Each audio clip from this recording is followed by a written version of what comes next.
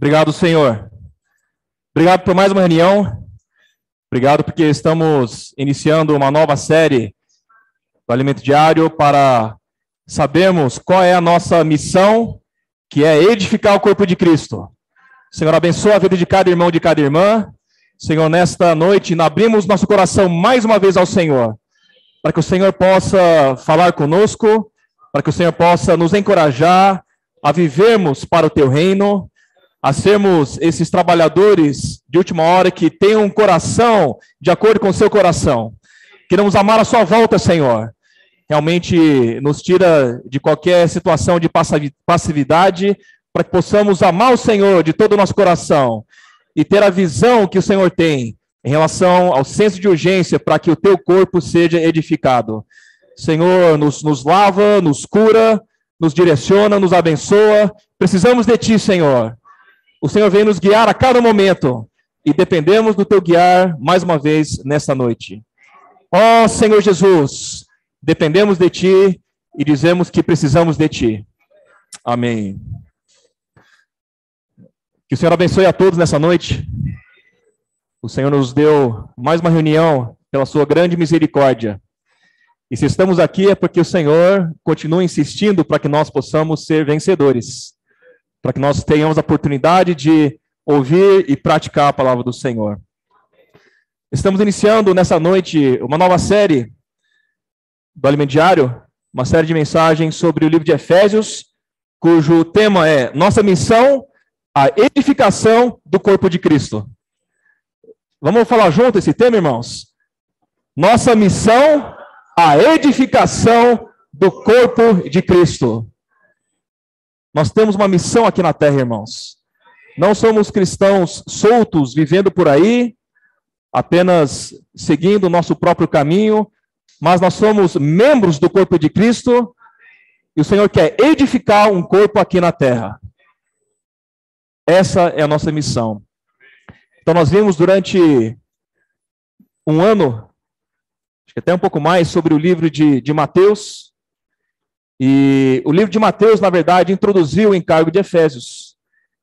Então nós vimos desde Mateus 16 como o Senhor trouxe o encargo sobre a sua igreja. O Senhor revelou a Pedro sobre Cristo ser o Filho do Deus vivo. E o Senhor disse para ele que quem foi que deu a revelação para ele foi o Pai. Logo em seguida o Senhor falou sobre a edificação da igreja. Então no coração do Senhor está a igreja. Nós estamos no coração do Senhor. E não estamos no coração do Senhor como cristãos individuais, mas como igreja edificada. E a revelação sobre o Senhor que nos traz a edificação. Depois nós vimos, em sequência, em Mateus 17, como o Senhor levou os seus discípulos mais íntimos a ter uma visão especial. A ver o Senhor não apenas como um Salvador, um homem de Deus compassivo, Deus alcançando as pessoas nas suas necessidades, curando, libertando, mas um Senhor de glória. Um Senhor cheio de poder, um Senhor majestoso. A transfiguração foi para mostrar para aqueles discípulos mais próximos que o Senhor tem algo a revelar para nós. Ele quer se expressar de maneira poderosa para as pessoas. E hoje Ele quer nos mostrar quem Ele é na sua glória. E a igreja expressa também o Senhor na sua glória.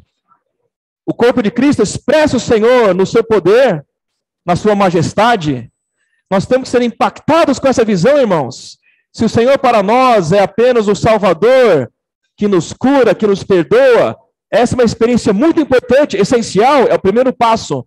Mas nós precisamos ter a experiência com o Deus da glória, com o Rei do reino dos céus, que mostra tudo aquilo que Ele é para nós. Depois, em Mateus 20, na sequência, vimos que o Senhor está chamando trabalhadores para a sua vinha. Ao longo dos séculos, Deus tem chamado trabalhadores para a sua vinha. E nós estamos nessa etapa final, na última etapa, como trabalhadores da última hora, que o Senhor chama para que Ele possa voltar. E os trabalhadores da última hora trabalham de maneira intensa, diferente não de maneira convencional, porque assim como o evangelho está avançando rapidamente e determina a cronologia da volta do Senhor, nós vemos também o mistério da iniquidade operando fortemente hoje nas pessoas. O evangelho tem que andar mais rápido para salvar as pessoas e transferir as pessoas do império das trevas, da usurpação satânica, para introduzir as pessoas no reino do Senhor. E nós somos esses trabalhadores da última hora que amam a volta do Senhor e que trabalham de maneira intensa para cooperar para que o Senhor volte. Amar o Senhor é importante, mas tão importante quanto amar o Senhor é amar a volta do Senhor, é amar a vinda do Senhor. Senhor Jesus, queremos amar a tua vinda. Coloque em nós esse senso de urgência para que possamos trabalhar, para que o teu reino seja estabelecido. Na nossa família, na nossa casa, queremos dar ao Senhor o governo. Na igreja, queremos ser esses trabalhadores da última hora. Irmãos, que nessa noite o Senhor coloque em nós esse sentimento. Em Mateus 26, já chegando no final do Evangelho, nós vemos a vida da igreja por meio da figura de Betânia. Nós vemos Simão leproso, nós somos curados da lepra, da rebeldia do nosso coração. Nós vemos Marta servindo e Maria se derramando e amando o Senhor. E pegando a melhor porção, que é ouvir o Senhor. Na vida da igreja, irmãos, nós temos um ambiente adequado para nós experimentarmos o cuidado do Senhor e também para nós cuidarmos dos irmãos, para nós cuidarmos das pessoas. E o Senhor nos salva na condição que nós estamos, para que possamos aprender a servi-lo na igreja. A igreja, por um lado, é uma hospedaria para tratar os nossos problemas, nossas doenças, mas a igreja também é um lugar onde Deus se expressa para alcançar as pessoas que precisam de uma mudança de governo. O Senhor quer nos transferir de governo. Ultimamente nós temos ouvido bastante sobre governo. Estamos em época de eleição. Amanhã é um dia essencial para o nosso país. No final, a irmão Miguel vai fazer uma oração por essa eleição, para que possamos ter vida tranquila e mansa, para termos uma vida diante de Deus para pregar o evangelho. O governo celestial comanda o governo aqui na terra, se a igreja fazer a sua parte, que é expressar o Senhor. Então, em Betânia nós vemos a vida da igreja. E no último capítulo de Mateus nós vimos a grande comissão. O Senhor já tinha morrido, já tinha ressuscitado, ele comissiona os seus discípulos com algo essencial, importantíssimo, que é pregar o evangelho e fazer discípulo de todas as nações. E hoje nós estamos entrando no livro de Efésios, baseado nessa grande comissão, irmãos. Nessa visão e prática de que nós precisamos levar o evangelho do reino até os confins da terra. Levar as pessoas a terem uma realidade de que elas não pertencem mais ao reino deste mundo, se elas crerem no nome de Jesus. E crendo no Senhor, elas mudam de realidade. E são introduzidas já na vida da igreja para servir o Senhor. Para servir o Senhor, só tem a condição de sermos salvos, de crermos no Senhor, já podemos servir o Senhor. Não precisamos de uma grande preparação, não precisamos necessariamente fazer um seminário, não precisamos fazer um grande estudo. Se nós somos salvos, nós já ganhamos o direito de servir o Senhor. Já podemos pregar o evangelho, já podemos orar com as pessoas, já podemos cuidar das pessoas com a vida que Deus nos deu. Quando estamos nas ruas orando pelas pessoas, estamos conectando as pessoas ao Senhor por meio da nossa intercessão. Se nós temos uma vida de conexão com o Senhor, podemos conectar outros ao Senhor. Agora, se nós estamos desconectados do Senhor, como é que eu vou conectar alguém ao Senhor? Por isso, irmãos, vamos cuidar da nossa vida espiritual. Temos desfrutado da imersão na palavra, desfrutar da palavra de maneira viva, não de maneira doutrinária, não para acumular mais conhecimento, mas para realmente desfrutarmos do que Deus nos tem falado por meio de tantas mensagens, com tantas riquezas, e praticarmos isso em nosso dia a dia. Isso muda a nossa vida, irmãos. A palavra de Deus muda a nossa vida. E quando muda a minha vida e muda a sua vida, muda a vida das pessoas ao seu redor, os irmãos creem nisso?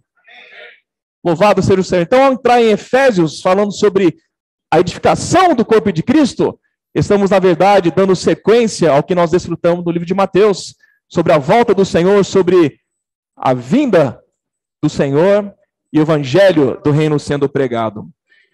Então vamos abrir Efésios capítulo 1.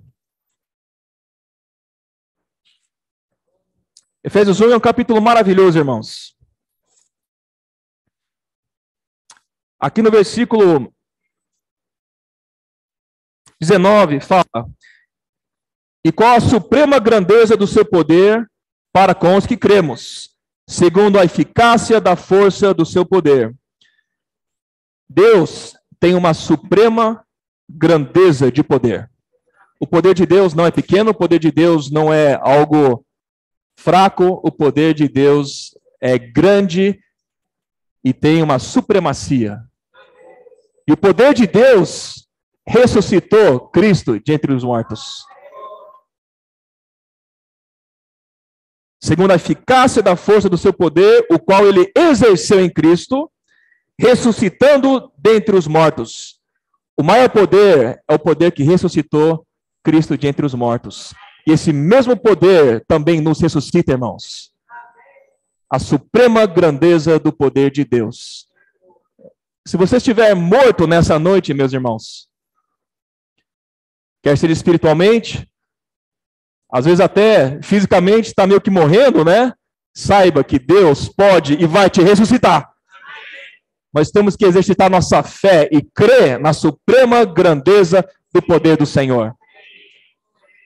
Tudo que Cristo fez se torna nosso quando nós cremos no Senhor. Quando nós usamos a fé e acessamos tudo aquilo que Deus fez em Cristo. Então, se Deus ressuscitou Cristo dentre os mortos, e nós somos o corpo de Cristo, esse mesmo poder da ressurreição também opera em nós. Os irmãos creem nisso?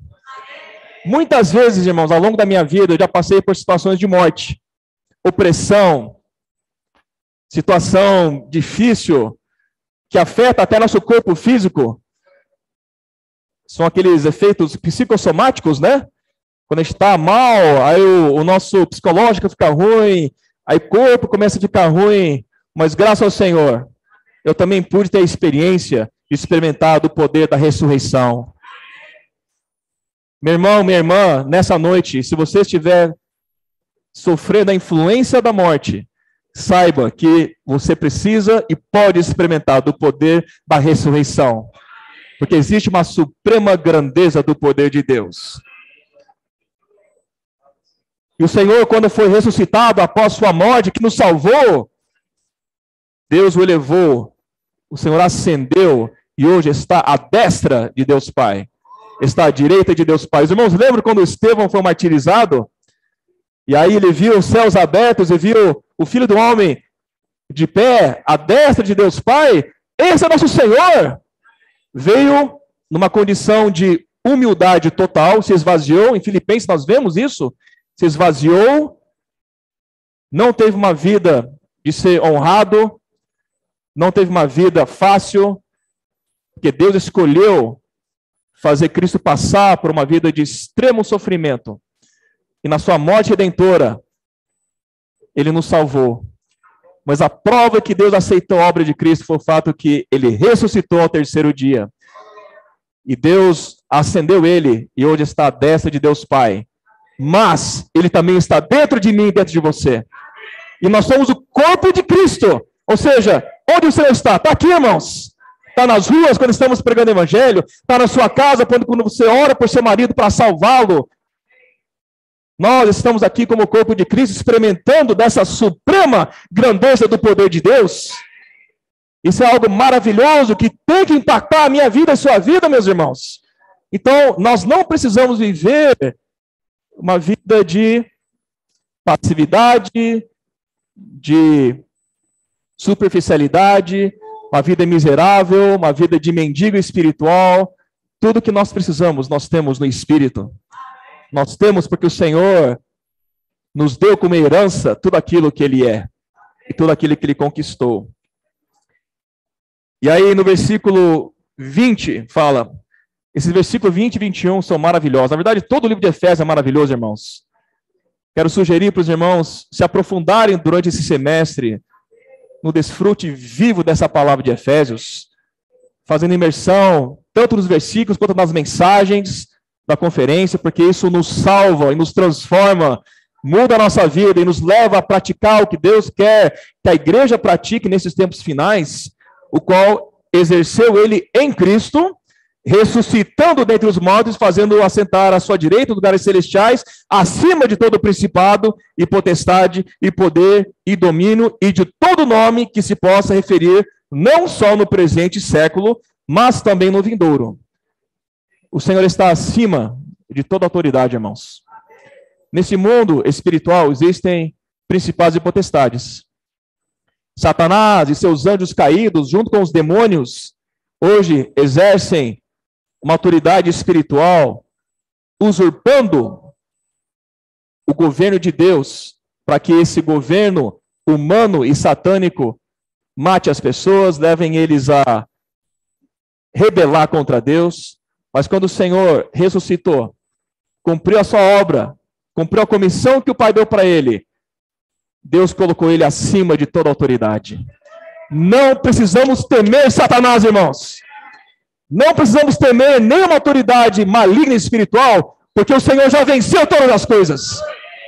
Esse é o poder que Deus deu para a igreja. Quando estamos exercitando o Espírito, quando estamos praticando a comissão que Deus nos deu, estamos assentados junto com o Senhor à destra de Deus Pai. Estamos acima de qualquer autoridade espiritual satânica e maligna. É por isso que nós temos autoridade também sobre qualquer principado e potestade, porque o Senhor está em nós. Agora, se você tentar enfrentar esse tipo de autoridade espiritual sem o Senhor, você vai se dar muito mal. Por isso, irmãos, vamos aprender a cultivar nossa comunhão presencial com Deus todos os dias da nossa vida. A unção nos dá poder. A palavra sendo praticada nos dá poder. A nossa comunhão íntima com Deus nos dá base para que possamos realmente estar totalmente conectados com a autoridade do Senhor, porque estamos submetidos a Ele. Ele nos dá autoridade sobre toda a situação. Toda a situação no seu trabalho, na sua família, pode ser tratada com a autoridade que Deus te deu. Agora, quando nós exercemos essa autoridade como igreja, coletivamente, o poder é maior, irmãos. O Senhor falou, onde tiver 2 ou 3 reunidos em meu nome, ali estarei. O Senhor também deu autoridade para a igreja, o seu corpo, para exercer o seu governo aqui nessa terra. Então, o que a igreja determinar, está feito. O que a igreja amarrar ou desamarrar, sincronizado com os céus, está feito, irmãos. É por isso que vamos valorizar o fato de estarmos na vida da igreja, irmãos. Com todo respeito a todos os irmãos, não vamos ser apenas domingueiros. Vamos praticar ativamente tudo que Deus nos deu na vida da igreja. É uma grande oportunidade que nós temos. Irmãos, não vamos perder essa oportunidade. O Senhor nos tem dado tantas maneiras de servi-lo na vida da igreja, tantas ferramentas turbinadas. Vamos aproveitar essa oportunidade. E aí nós vemos que, no versículo 22, e pôs todas as coisas debaixo dos pés, e para ser o cabeça sobre todas as coisas, o deu à igreja. Nós somos o corpo de Cristo. Deus, em Cristo, nos deu tudo, para que nós possamos ser o corpo do Senhor, o corpo de Cristo, a plenitude daquele que a tudo enche em todas as coisas. O Senhor quer preencher todos os espaços com o seu governo. O Senhor quer preencher todos os vazios nesta terra com a sua vida. Começando comigo e com você, irmãos. Se você tem algum vazio, algum vácuo na sua vida, deixa o Senhor preencher. E quando você estiver cheio do Senhor, junto com os irmãos, a igreja vai preencher também esses vácuos que existem, para que o governo do Senhor se estabeleça. Esse é o princípio da edificação do corpo de Cristo, associado ao governo celestial. A nossa vida não está apenas na esfera terrenal, nossa vida está na esfera celestial, irmãos. E quando nós recebemos essa autoridade, como corpo de Cristo, com Cristo sendo nossa cabeça, nós exercitamos a autoridade do governo celestial aqui nessa cidade. Hoje, o governo celestial em Uberaba precisa comandar o governo terrenal em Uberaba. Mas depende de quanto nós estamos edificados. Por isso, irmãos, vamos deixar de lado as brigas que às vezes tem entre os irmãos, porque isso quebra a nossa unanimidade. E quebra o princípio da autoridade. Se eu estou servindo o Senhor junto com o Luiz Cláudio, mas eu vivo brigando com ele, eu vivo ofendido, magoado com ele, como é que o Senhor vai usar nós dois como irmãos edificados para exercer a autoridade dele, para salvar as pessoas, para apacentar? Fica limitado. O poder de Deus é grande. Então, às vezes, até mesmo a gente brigado, Deus faz milagre e salva. Mas quando nós estamos unidos, edificados, tratando diferenças, amando, perdoando, servindo, Deus faz muito mais, irmãos. Então, essa comissão de nós levarmos à frente o encargo de Deus tem a ver de quanto nós estamos edificados. Porque o Senhor já resolveu tudo. Ele está acima de todo o principado, de toda a potestade. Mas olha o risco que Deus assumiu, dando para nós a responsabilidade de exercer a sua autoridade nessa terra como seu corpo. Porque cada um é diferente. Nós temos muitos problemas. Às vezes pecamos, falhamos. Mas Deus escolheu assim, irmãos.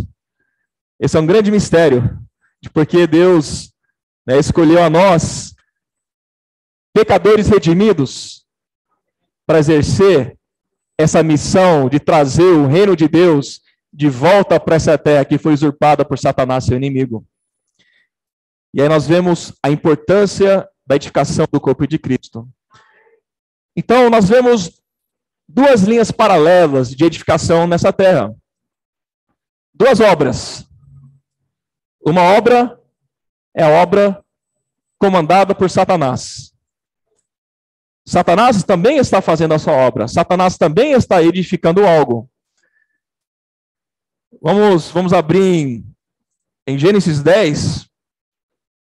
Na leitura dessa semana nós vimos um pouco sobre a origem de Babel, de Babilônia, que é a edificação paralela que Satanás está fazendo, trazendo todo o governo humano debaixo desse tipo de influência maligna, como um desafio à autoridade de Deus. Então, aqui, no versículo 9 do capítulo 10, vemos sobre Nimrod, foi valente caçador diante do Senhor, daí dizer-se como Nimrod, poderoso caçador diante do Senhor. O princípio do seu reino foi Babel. Então, Nimrod começou a ter um reino. E no capítulo 11 nós vemos sobre a Torre de Babel.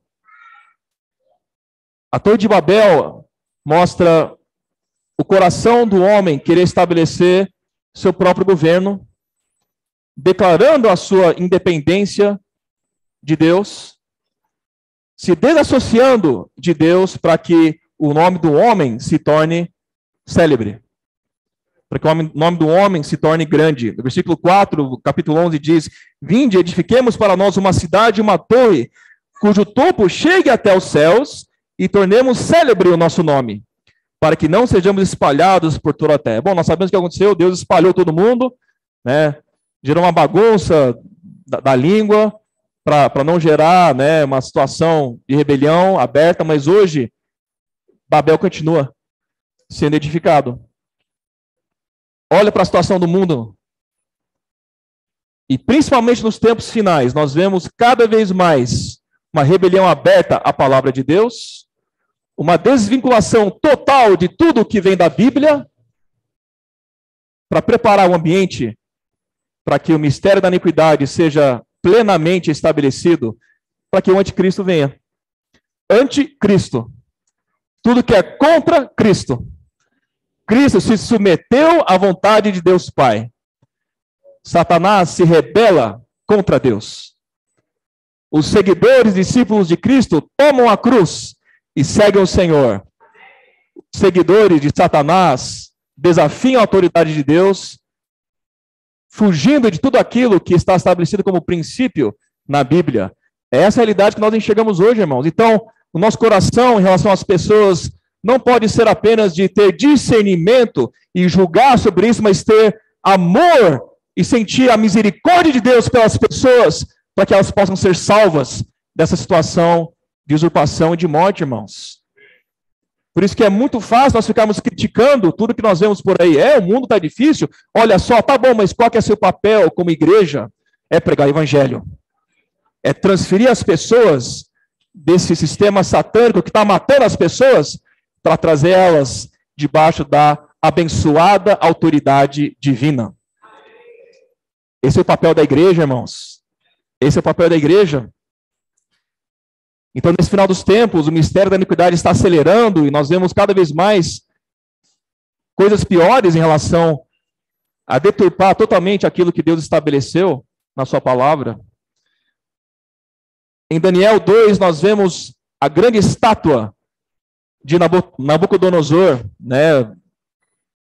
Nabucodonosor, o rei da Babilônia, teve um sonho, depois Daniel fez a interpretação desse sonho, e esse sonho representa esse governo humano que é influenciado e direcionado por Satanás.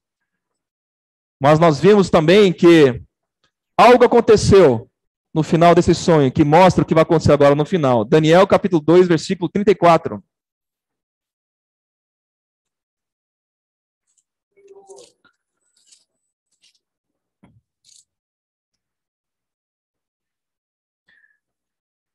Aqui diz, quando estavas olhando, uma pedra foi cortada sem auxílio de mãos, feriu a estátua nos pés de ferro e de Baal e os esmiuçou. Nós estamos agora no tempo, né, dos pés de ferro e de barro.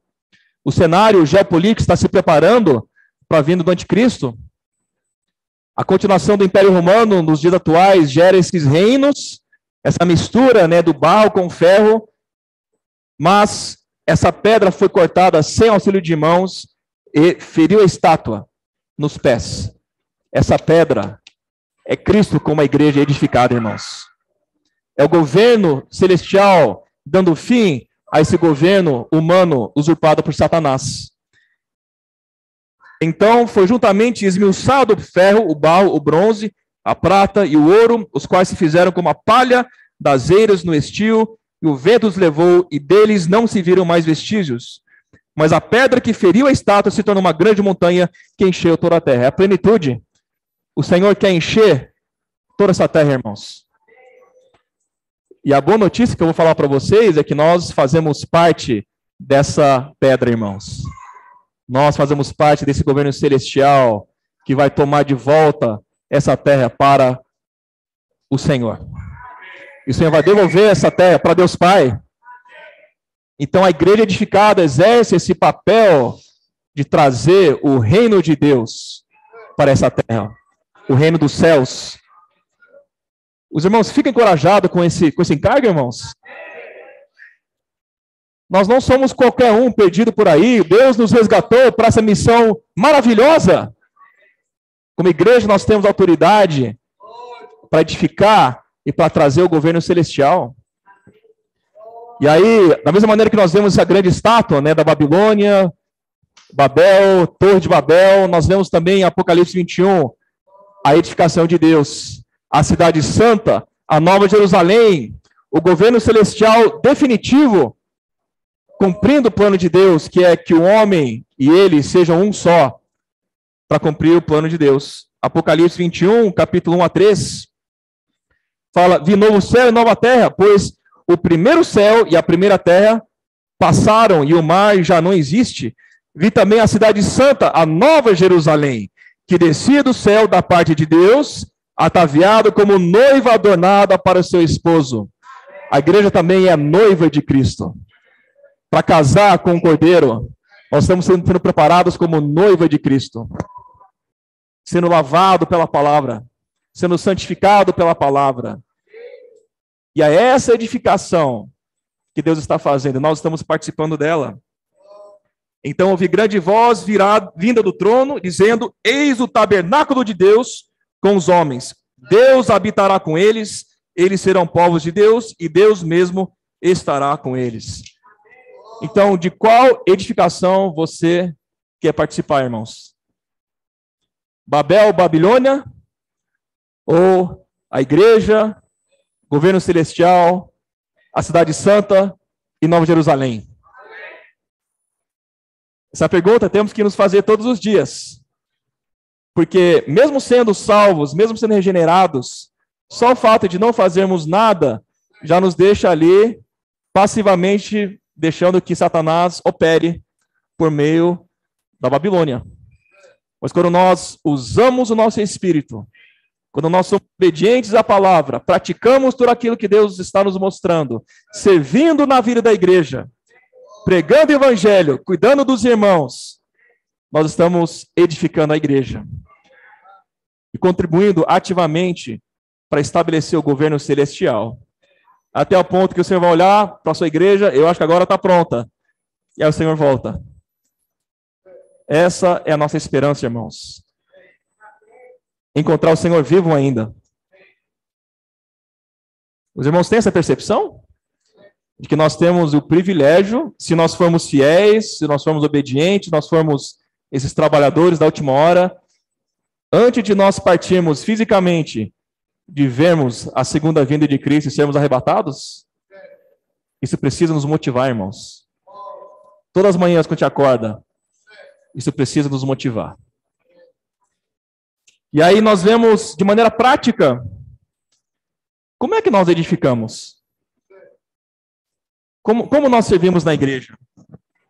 Como nós deixamos de lado a nossa individualidade para a gente servir junto com os irmãos?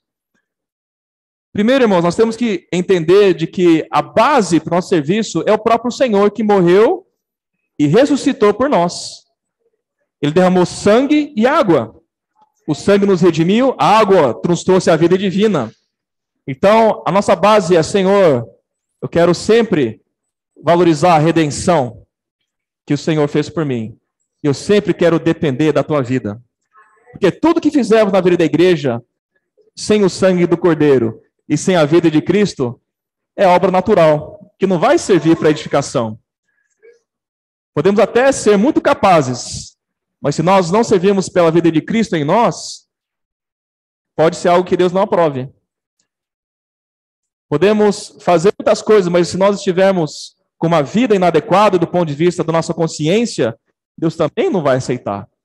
Então vamos ter a prática, irmãos, de todos os dias nos arrepender, tratar os nossos pecados e todos os dias deixar essa água nos limpar e nos revigorar, nos revitalizar, para que nós possamos servir sempre em novidade de vida, sempre no Espírito, sempre desfrutando da palavra de maneira prática em nossa vida.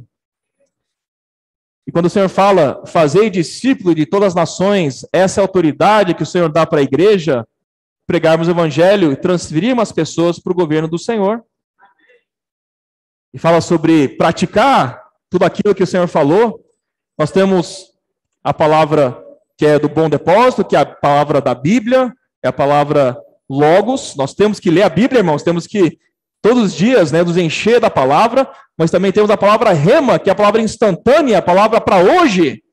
E nós temos recebido uma palavra maravilhosa na vida da igreja, uma palavra de direção para hoje, de como praticarmos a vontade de Deus. Precisamos tanto da palavra logos quanto rema. E quando nos enchemos da palavra, nós podemos servir o Senhor. Então, como edificar a igreja, como praticar o serviço a Deus? Temos 3 aspectos. O ministério da palavra, que é o principal, o ministério dos serviços, que são serviços práticos que apoiam o ministério da palavra, e também temos o ministério de oferta de riquezas materiais. E todos nós, irmãos, podemos participar ativamente desses 3 tipos de ministério. Todas as ferramentas maravilhosas que nós temos, do Posso Orar por Você, Comportagem Dinâmica, Avança Jovem, Fábrica de Vencedores Kids, são maneiras que a palavra tem como alcançar as pessoas de maneira prática e viva. Todas as pessoas, de todos os tipos, de todas as idades, precisam ouvir a palavra do Senhor. Não só ouvir, mas praticar a palavra do Senhor. Então, quando nós praticamos isso, estamos participando do ministério da palavra de maneira viva, irmãos. O ministério dos serviços apoiam o ministério da palavra. Graças ao Senhor, o Senhor nos tem dado muita oportunidade de servir na vida da igreja. Por exemplo, os irmãos aqui do Data Show, do serviço de vídeo, precisam chegar mais cedo aqui, né? Chegaram a que horas hoje, irmãos?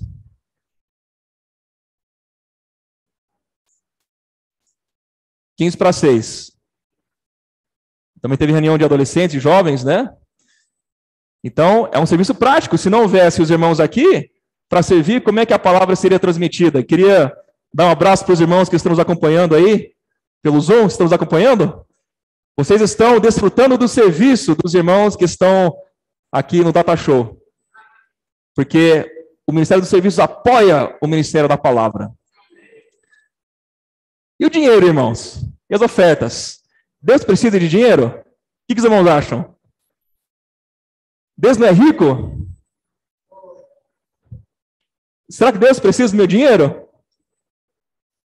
Vamos lá, irmãos, precisa ou não? Quando o Senhor morreu como grão de trigo, ele produziu muitos grãos. E hoje o Senhor depende dos muitos membros para poder operar nessa terra. Então o Senhor precisa da contribuição de cada membro do seu corpo, na porção que Deus deu, para fazer a vontade dele. E quando nós somos salvos e nos consagramos ao Senhor, não consagramos apenas a nossa pessoa, mas consagramos também tudo que nós temos.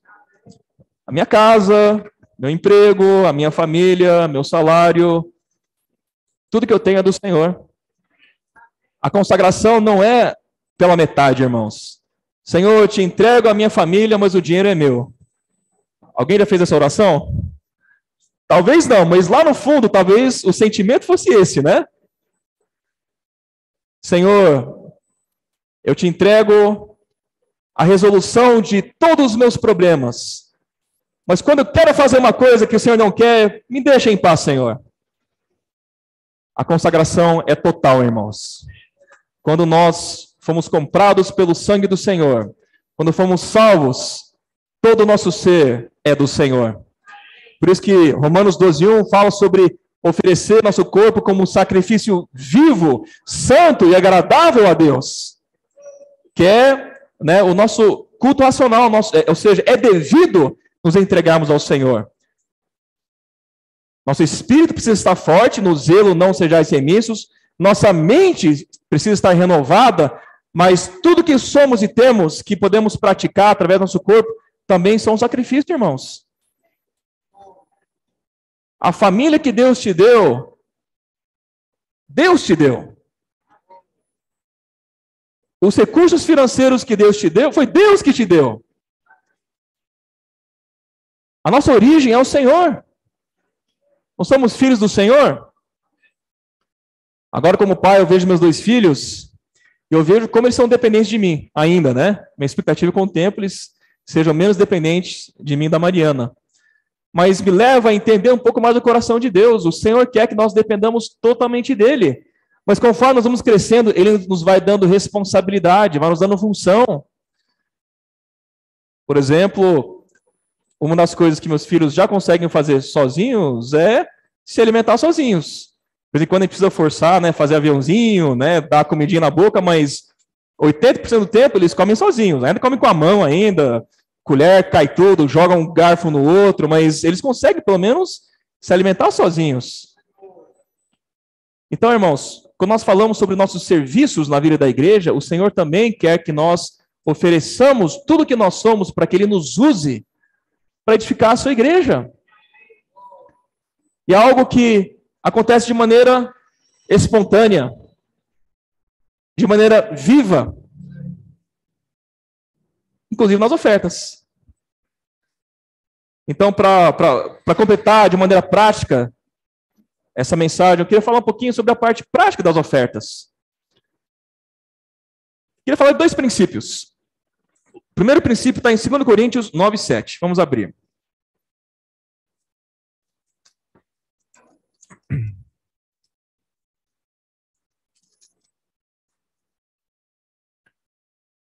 Vamos começar pelo 6, tá? Isto afirmo, aquele que semeia pouco também ceifará. Olha o princípio. Quem pouco semeia, pouco ceifa, pouco colhe. E o que semeia com fartura, com abundância, também ceifará. Aqui em Uberaba, no Triângulo Mineiro, nós somos uma região agro, né? Uma região de muita soja, muito milho, muita cana. Então, o princípio de semear e colher é algo que faz parte do nosso dia a dia. Se não semear, não vai colher. Quando chega na época do plantio, tem que semear. Tem que fazer o manejo do solo, tem que cuidar dos insumos, porque tem um período de chuvas que tem que ser respeitado para que depois a semente germine e você tenha uma lavoura produtiva, que no final vai resultar nos grãos para viabilizar toda a produção. Irmãos, o nosso dinheiro são sementes que Deus nos deu para o reino, para render frutos espirituais para Deus. Quando nós mudamos essa visão de que nós somos investidores do reino, o nosso bolso passa a ter outro tipo de percepção, não é? Quem pouco semeia, pouco vai colher. Fato. Vamos semear muito, irmãos? Cada um contribua segundo tiver proposto no coração. É algo que vem do nosso coração, irmãos. Deus não impõe nada de maneira forçada para nós. O que Deus nos faz conosco, Ele nos constrange com o seu amor. Depende do grau de apreço, gratidão e amor que você tem para com o Senhor e para com a sua igreja. Se nós amamos pouco o Senhor, se nós não estamos muito atentos às necessidades da igreja e da obra do Senhor, bem provavelmente a participação que o Senhor vai ter no meu bolso vai ser menor, porque eu não tenho muito envolvimento com o encargo de Deus. Estou sendo objetivo aqui, irmãos. Aqui é uma palavra de encorajamento, não uma palavra de pura exortação. Mas se eu estou envolvido com o encargo de Deus, eu amo a igreja, amo os irmãos, eu vejo o que está acontecendo, meu coração vai ser mais generoso. Por isso que vamos nos atentar para estarmos envolvidos nos encargos que Deus nos deu na vida da igreja. Porque nós vamos dar com o coração mais amplo. Tem duas maneiras práticas de ver essa questão do coração. Já que posso contribuir com o que está no meu coração está R$2. É o que a Bíblia fala, então eu vou ofertar R$2. Amém. Mas tenha comunhão com o Senhor. O que o Senhor quer que você faça? Eu não estou falando que R$2 é pouco. Se for os R$2 da viúva, que é tudo que ela tem, vale mais do que milhões de reais. E só Deus sabe exatamente qual é a condição do nosso coração. Mas o fato é, irmãos, o nosso coração pertence a quem? Nós estamos acumulando tesouros onde? Onde está o teu tesouro, aí está o teu coração. Se o nosso tesouro está nos céus, o nosso coração e o nosso bolso vai estar nos céus. Se o nosso coração e tesouro está aqui na terra, apenas cuidando das minhas coisas, o nosso bolso também vai estar apenas aqui na terra, cuidando das minhas coisas. Então vamos cuidar do nosso coração, para que nosso coração seja aberto e generoso, para que Deus use a nossa semeadura para a glória dele e para frutificar para o seu reino. E o melhor de tudo, nós participamos desses frutos, irmãos. Nós participamos desse fruto. Isso conta diante de Deus. Cada um contribua segundo tiver proposto no coração, não com tristeza ou por necessidade. Então, às vezes, a gente pode ofertar por tristeza. Vou ofertar, mas dói o coração. Irmão, se você está ofertando por tristeza, então talvez seja melhor nem ofertar. Oferte com alegria, irmãos. Veja que você está honrando a Deus com o que você tem. Porque Deus ama a quem dá com alegria. Uma vez o Miguel deu uma palavra muito prática que me ajudou muito, falando que não é só nós ofertarmos, mas será que Deus aceita a minha oferta? Eu posso até oferecer a Deus uma oferta, que nem Caim. Caim ofereceu, mas Deus não aceitou a oferta dele. E Caim suou naquele sol quente, produziu ali com sofrimento. E Abel ali, aparentemente mais tranquilo, cuidando das ovelhas, ofereceu, mas ofereceu e ofertou segundo o coração de Deus. Então, o coração é essencial, irmãos, na questão das ofertas. Então, vamos contribuir com generosidade, com alegria, para que o Senhor possa nos abençoar. Isso vai servir também de semeadura que vai frutificar a 30, 60, 100 por 1. Vamos pensar de maneira prática, irmãos, de que tudo que nós temos é do Senhor. Então, esse é o lado mais voltado ao nosso coração, nós amarmos o Senhor, dar com alegria. Mas também tem alguns requisitos, irmãos. Nós não falamos muito disso sobre a igreja, mas ultimamente na palavra, até mesmo na conferência, o irmão Pedro tem falado sobre isso, então nós queremos também transmitir esse mesmo encargo. Vamos abrir agora em Lucas 18, 9 a 14. Essa é uma passagem muito interessante, mas aqui eu só queria pegar uma parte que fala sobre a questão das ofertas, tá? Então aqui fala sobre a parábola do fariseu e do publicano. Geralmente essa passagem é mostrado para dizer que nós não podemos ser como o fariseu, né, que se acha justo, correto, mas ora de si para si mesmo, e nós temos que ser como o publicano que tem um coração totalmente arrependido. Mas olha para uma parte da oração do fariseu. O fariseu, no versículo 11, fala: o fariseu posto em pé, orava de si para si mesmo dessa forma: ó Deus, graças te dou, porque não sou como os demais homens, roubadores, injustos e adúlteros, nem ainda como este publicano. Ele estava desprezando no coração o publicano, dizendo: ó, o publicano é um pecador, eu sou um homem justo, né? Não roubo, não adultero. Versículo 12, jejuo 2 vezes por semana. O cara era bom, né? Cumpri rigorosamente a lei ali e dou o dízimo de tudo quanto ganho. O fariseu dá o dízimo. A lei de Moisés estabeleceu em Levítico o princípio do dízimo. Nós sabemos que também quando Abraão voltou daquela guerra, ele dizimou, deu 10% do que ele tinha ganho para o Melquisedeque, rei de Salém, que representa Cristo. Então o princípio do dízimo, dos 10%, é honrar a Deus com o mínimo, vendo que ele é a nossa origem. Os fariseus cumprem isso, irmãos. Os fariseus cumprem isso. Agora nós vamos ler Mateus 5:20. Mateus 5:20 fala, aqui Jesus falando, tá? O Senhor falando diretamente aos seus discípulos, aquela multidão que estava ouvindo, né, o Sermão do Monte. Porque vos digo que se a vossa justiça não excederem muito a dos escribas e fariseus, jamais entrareis no reino dos céus. Mas, irmão Davi, o irmão não falou que nós podemos dar de acordo com o que está no coração? Sim, a palavra diz isso. Mas aqui também a palavra diz que se nossa justiça não exceder a dos fariseus e escribas, nós não entraremos no reino dos céus.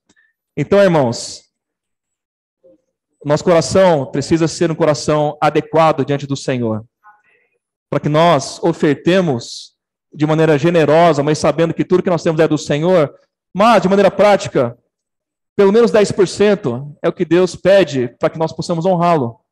Esse é o dízimo. É o princípio da oferta. Então, de maneira prática, para aqueles irmãos que, né, têm emprego, né, ou são autônomos, no final do mês, ou no começo do mês, quando você recebe, e tem irmãos que recebem toda semana, tem irmãos que recebem mensalmente, mas o fato é, depois de receber, depois do período de apuração do resultado, separa 10% e oferta para o Senhor. Isso que é fazer o que pelo menos os fariseus fazem. E aí a outra parte, mas o Senhor fala para nós darmos com alegria, de acordo com o nosso coração. Então, será que o Senhor é merecedor só de 10% daquilo que nós ganhamos? Ou o Senhor pode ampliar o nosso coração para semear com mais fartura? Essa resposta só você vai ter diante de Deus. Na igreja nós não vamos determinar a porcentagem. Isso é uma questão do seu coração diante do Senhor. Mas na igreja nós podemos mostrar os princípios que estão na Bíblia relacionados ao ministério de oferta de riquezas materiais. Nós somos investidores. Além dos gastos que nós sabemos que a igreja tem, né, para apoiar aluguel, água, luz, temos muitas necessidades também na obra do Senhor. Irmãos que estão dedicados na obra do Senhor, tanto no Brasil quanto na África, Deus tem uma grande necessidade. Quando o Senhor fala, a minha visão prática sobre isso é, quando o Senhor fala sobre mandar mais trabalhadores, por um lado é mão de obra operacional, por outro lado também são irmãos que possam ofertar mais, porque olha para a situação atual, irmãos, o Senhor está com pressa de voltar, como é que o Senhor vai ter um ritmo acelerado se não também houver o maior comprometimento das nossas ofertas. Então, para completar, aqui é uma exortação prática no amor. Também não adianta só ofertar e nós ficarmos parados. Não, eu oferto, mas vou ficar em casa. Lembre de Romanos 12. Tudo o que nós somos é do Senhor. Então, além de ofertar dinheiro, oferte o teu tempo. Oferte o melhor do que você tem. De novo, tudo que nós somos é do Senhor. Então, irmãos, nós queremos só reforçar esses princípios. Nós não temos a prática, né, de ficar impondo sobre as ofertas, mas é algo bíblico que o Senhor deixou e vamos ser fiéis nas ofertas. Porque com mais abundância de semeadura, vai ter mais abundância de colheita. E nós participamos disso. Então, o Ministério da Palavra, o Ministério dos Serviços e o Ministério de Riquezas Materiais. Louvado seja o Senhor. Então, nessa introdução, nosso encargo é realmente mostrar que a nossa missão é edificar o corpo de Cristo, que é algo prático, não é algo teórico, doutrinário, de ficarmos apenas estudando, apreciando à distância, mas é algo que envolve todo o nosso ser, irmãos. Então, queremos encorajar todos que aproveitemos esse semestre, irmãos, para nos engajarmos mais na edificação do corpo de Cristo, mais na vida da igreja. O capítulo desse elemento diário é Deus escolheu você. Então, olha para o irmão do teu lado, olha agora para o irmão do teu lado, e fala, Deus escolheu você. Aponta o dedo para ele de maneira amorosa. Deus escolheu você. Agora bata no ombro dele e fala, Deus escolheu você. Irmãos, nós fomos escolhidos por Deus. Nós somos escolhidos por Deus. Isso é um grande privilégio.